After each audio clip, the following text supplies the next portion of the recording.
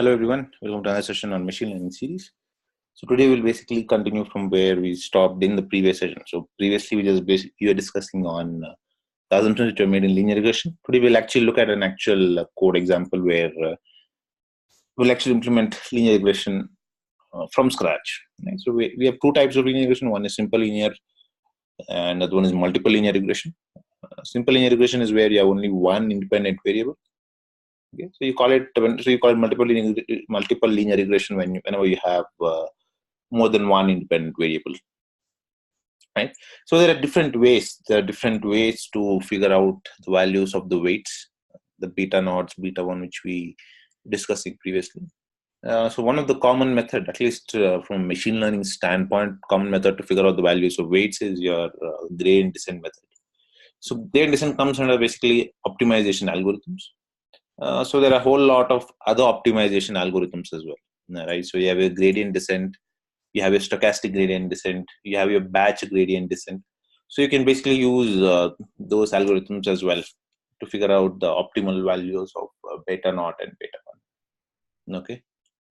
So the major difference between your stochastic gradient descent and your normal gradient descent is, so it's basically in that loop. If you actually remember, you have a for loop over here, right? In a single iteration. So this is your normal gradient descent. For stochastic gradient descent, what happens is you'll be calculating you'll be updating your weights for every point.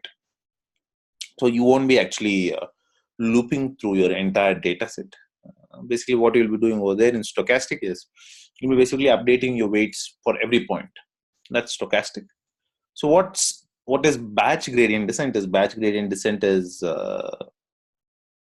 Works in a manner similar to your normal gradient descent, but instead of looping over the entire data set, you loop over only certain points. Those points could be that's why it's called as a batch. You basically fix a batch. You basically fix around any number, around 100, 200. You basically fix a specific set of specific set of data set, specific set of points. So you basically calculate your update only after looping over those specific set of points. Right? You can basically use any of these three algorithms.